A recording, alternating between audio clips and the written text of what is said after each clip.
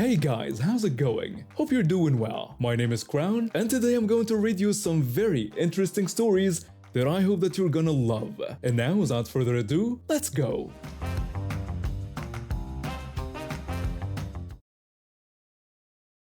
I work as a software developer for a tech company, and I travel pretty frequently for client meetings.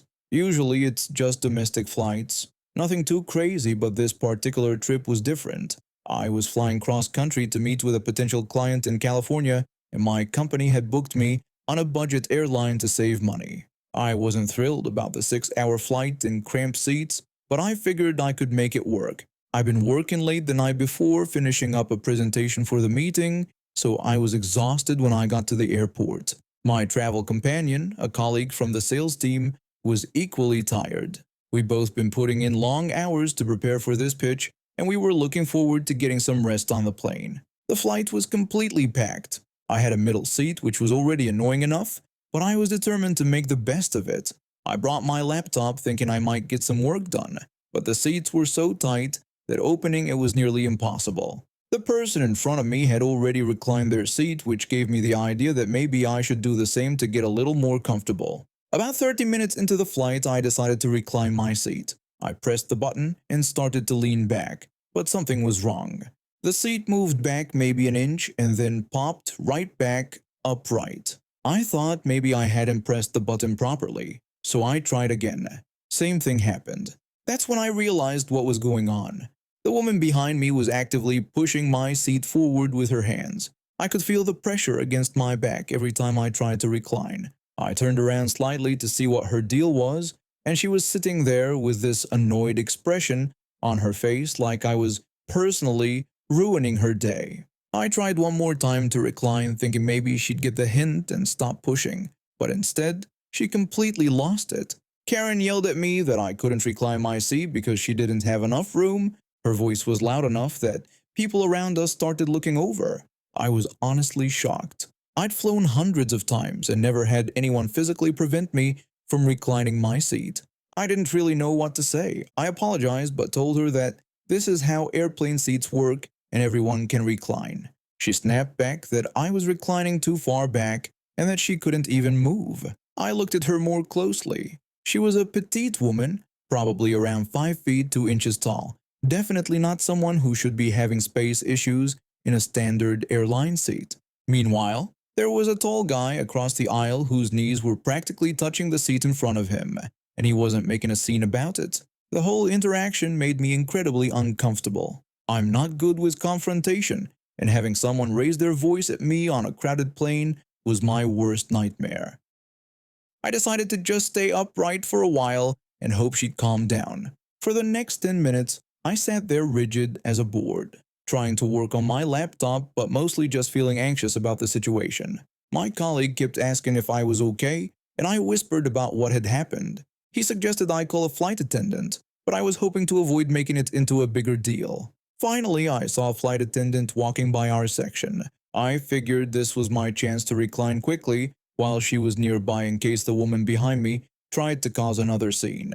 I pressed the button and leaned back fast, and this time my seat clicked into the proper reclined position before Karen could push it forward. She immediately started yelling again.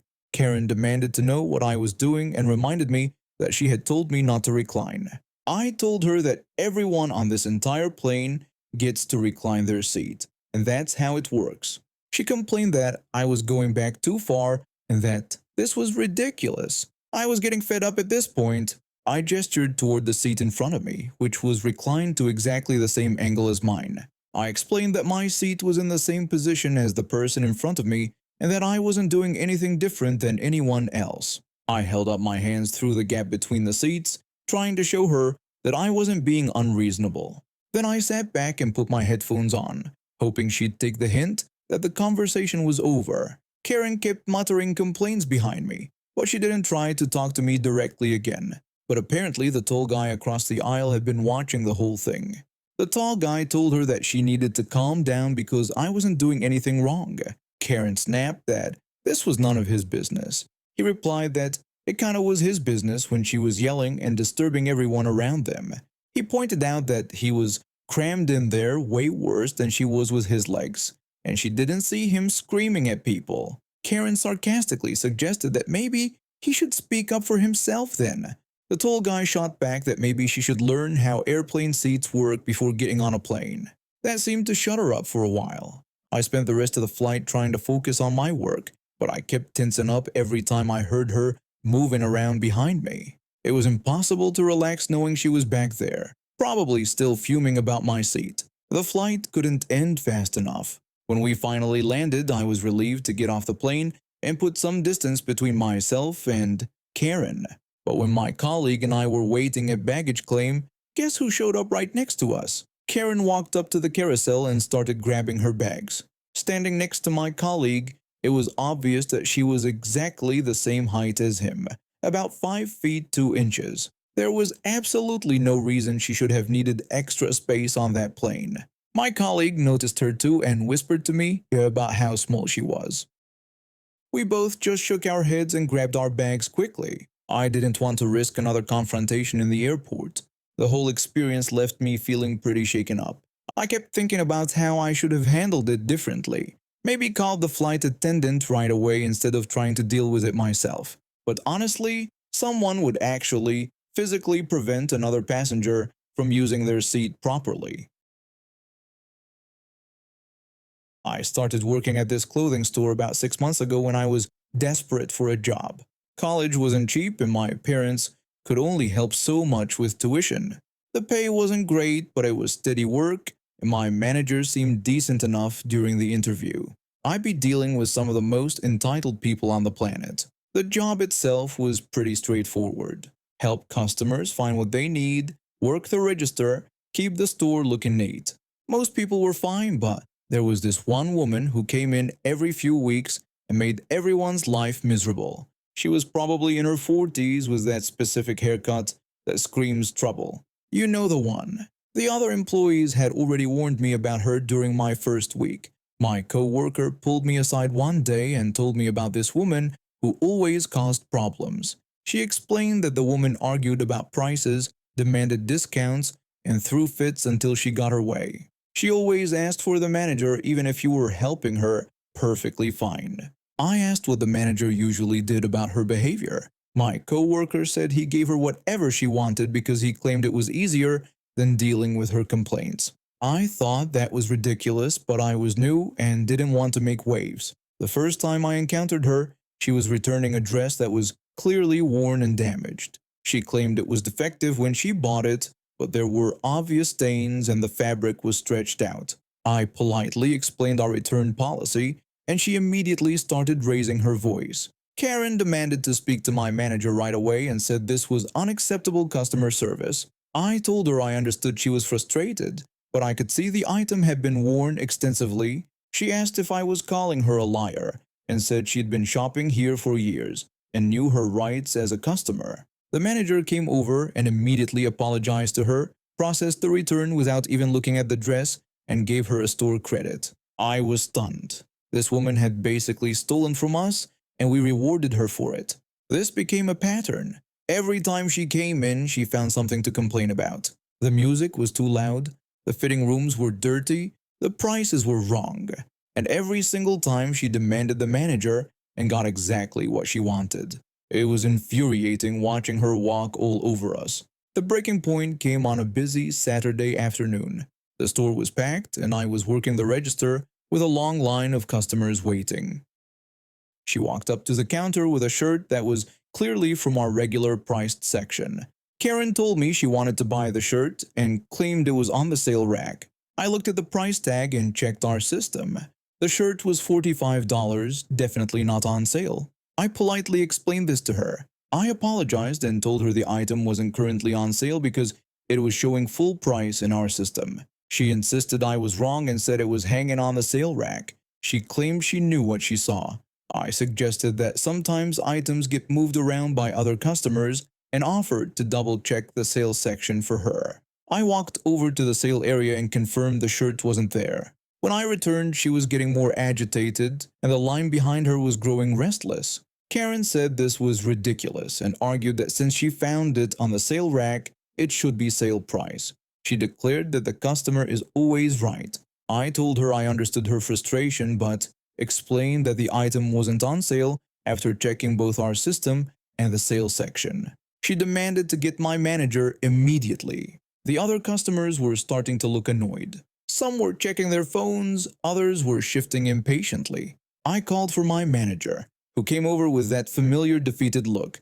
My manager asked what the problem was. Karen complained that I was refusing to give her the sale price on the shirt. She said she found it on the sale rack, and I was arguing with her about it. The manager apologized for the confusion and said, "We'd take care of it right away." He looked at me and told me to just give her the sale price, saying the customer is always right. I was frustrated, but then I remembered something from our training manual. I had an idea.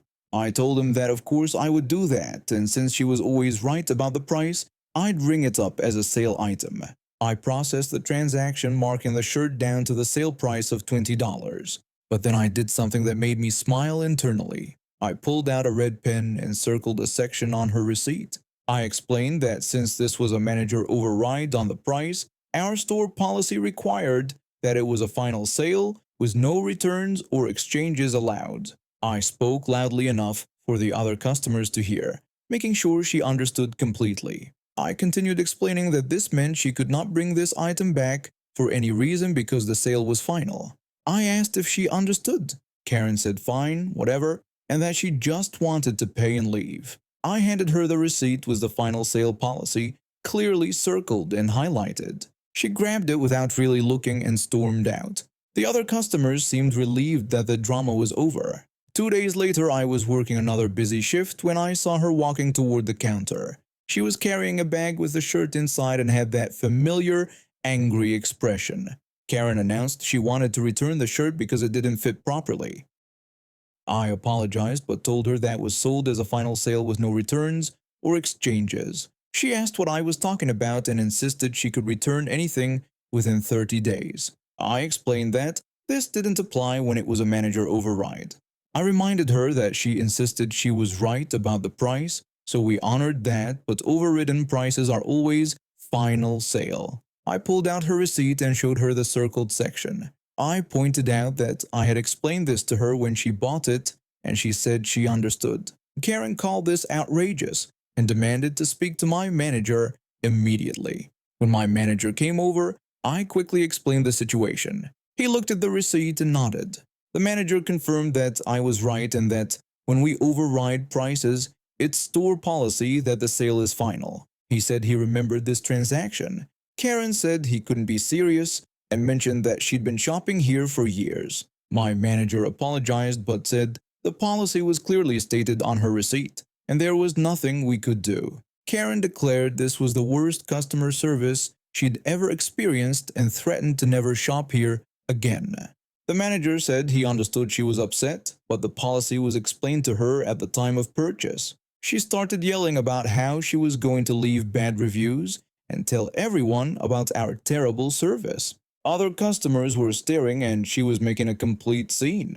Finally, she stormed out shouting that she was never coming back. My manager waited until she was gone, then looked at me and complimented my work. He said he was wondering when someone would finally use that policy on her. I asked if he knew this would happen. He said of course he did and explained that she'd been taking advantage of us for months.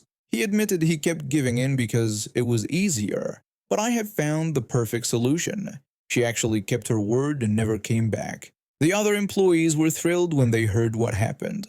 Apparently, she'd been terrorizing them for over a year.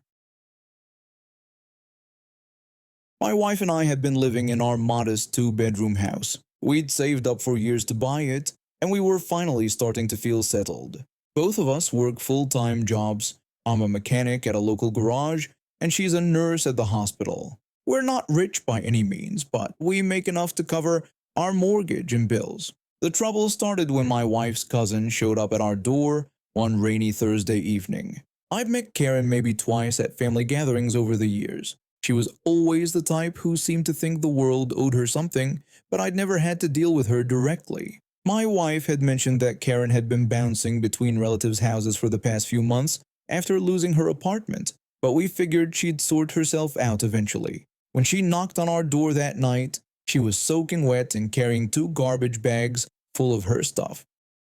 She looked pathetic, and my wife has always been too kind for her own good.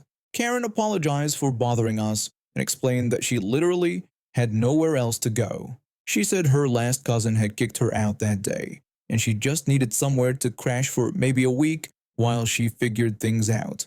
My wife looked at me with those pleading eyes, and I knew I was going to cave. We'd been through tough times ourselves, and we understood what it felt like to need help. I told her okay, but just for a week, she could take the couch. Karen thanked us and promised she'd be out of our hair so soon. Famous last words. The first week wasn't terrible. Karen mostly kept to herself, spent a lot of time on her phone, and ate our food without asking. Not ideal, but manageable. When the week was up, she asked for just a few more days, then a few more. By the third week, it was clear she had no intention of leaving. She'd taken over our living room completely. Her stuff was everywhere. She'd rearranged our furniture, and she was treating our house like her personal hotel. She wasn't working, wasn't looking for work, and wasn't contributing anything to groceries or utilities. Our electric bill had gone up because she was running the air conditioning constantly and doing laundry every day. The breaking point came when my wife and I sat down to have a serious talk with her about finding somewhere else to stay. We'd been patient, but enough was enough. My wife told Karen that it had been almost a month now and we needed to talk about her finding her own place.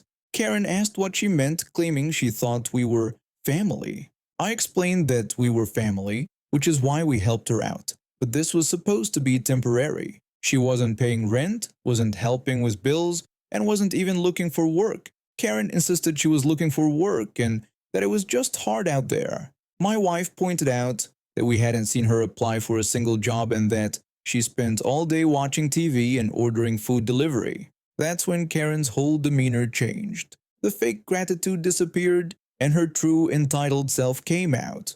Karen said she'd been thinking about the situation and thought she had a better idea. When I asked what kind of idea, she suggested that my wife and I find somewhere else to live. She claimed she was comfortable here now and had basically been living here for a month. She said she had rights as a tenant. My wife and I just stared at her. My wife asked if she was serious, pointing out that this was our house and we owned it. Karen argued that she'd been living here for weeks, which made her a tenant, and we couldn't just kick her out.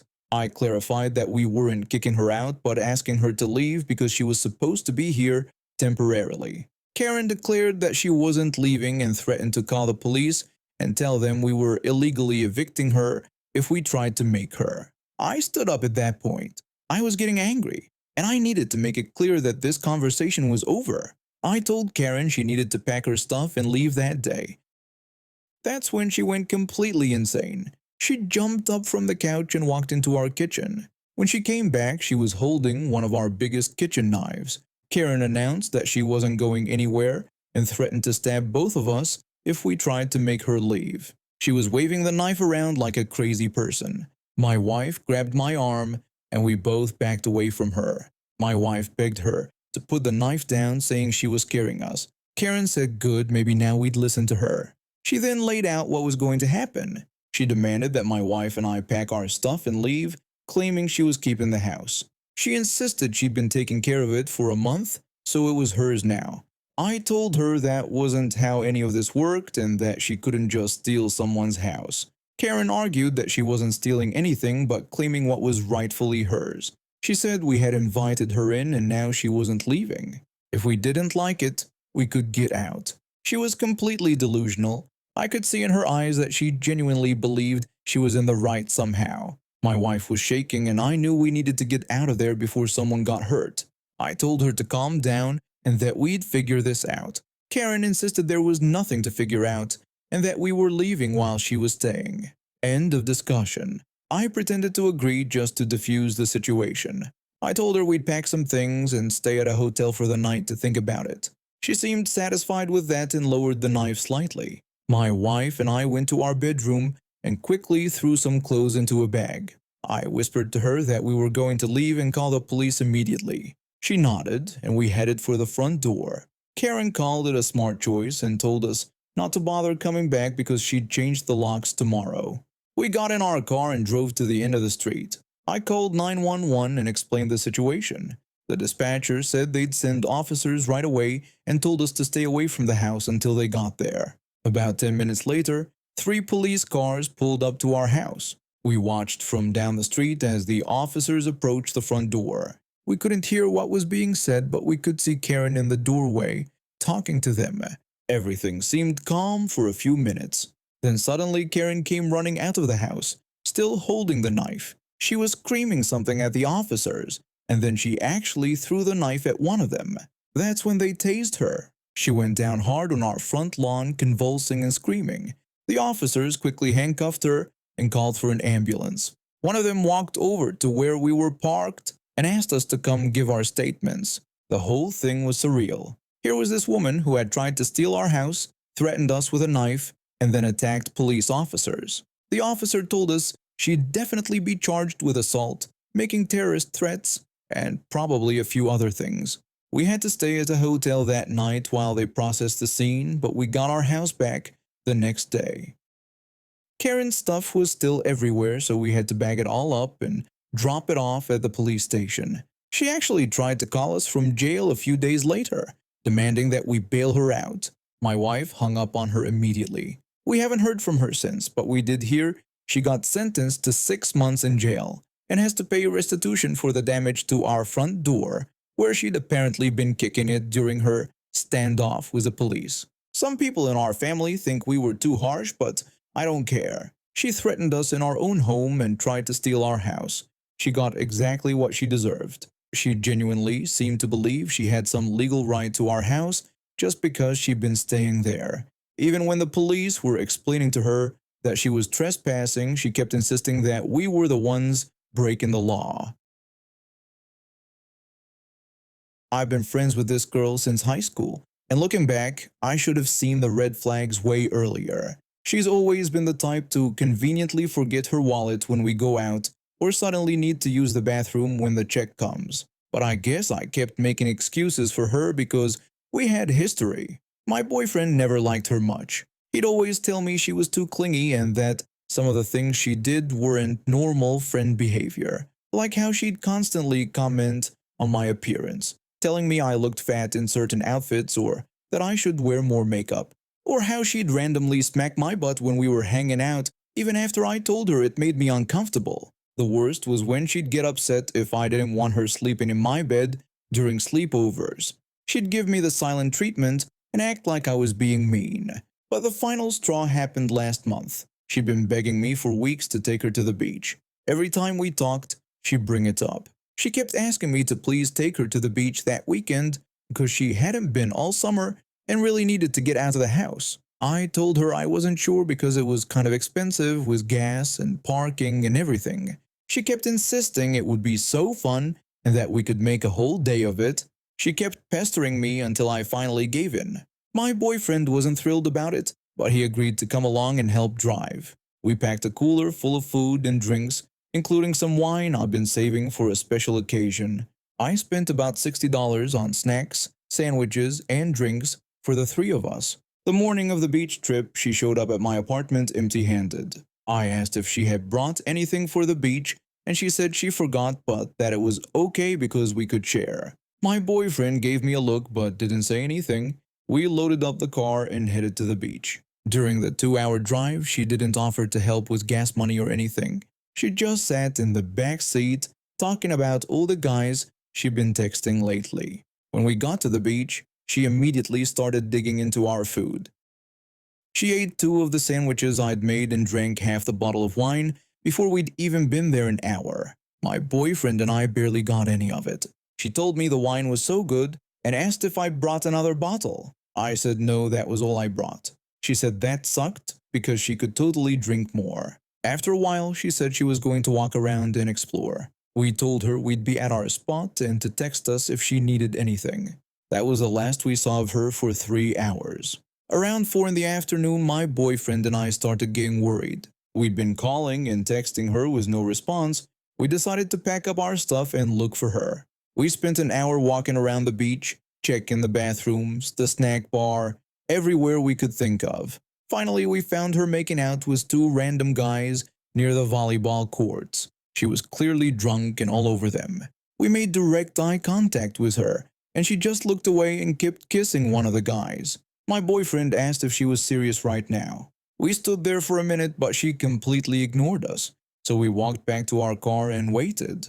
We'd already wasted our whole day looking for her, and the sun was starting to set.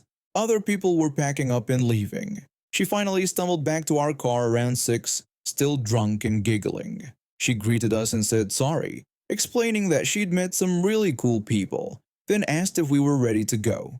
My boyfriend told her she could ride with the guy she was with since she clearly wasn't with us. She immediately started crying these fake tears and said she wanted to ride with us because she came here with us. My boyfriend explained that she could still ride back with us, but it wasn't fair for her to disappear all day, eat our food, drink our alcohol, and then treat us like we were just her free ride home.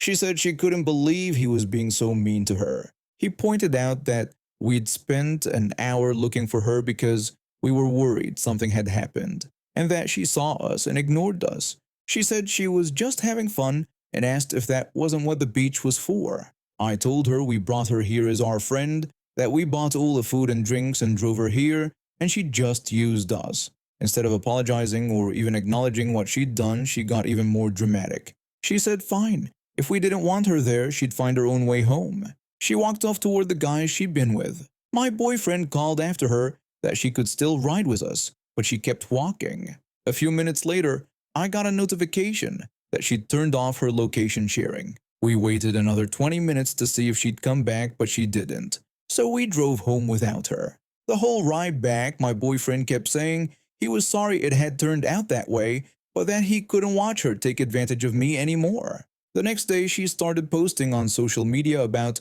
how her friends had abandoned her at the beach. She was texting all our mutual friends, telling them we'd left her stranded with no way home. She conveniently left out the part about disappearing all day, eating our food, drinking our alcohol, and choosing to leave with those guys instead of riding home with us. She texted me saying she couldn't believe we just left her there, and that she could have been hurt or kidnapped or anything. I reminded her that she chose to leave with those guys and that we told her she could still ride home with us. She said we were being so mean and making her feel bad for having fun.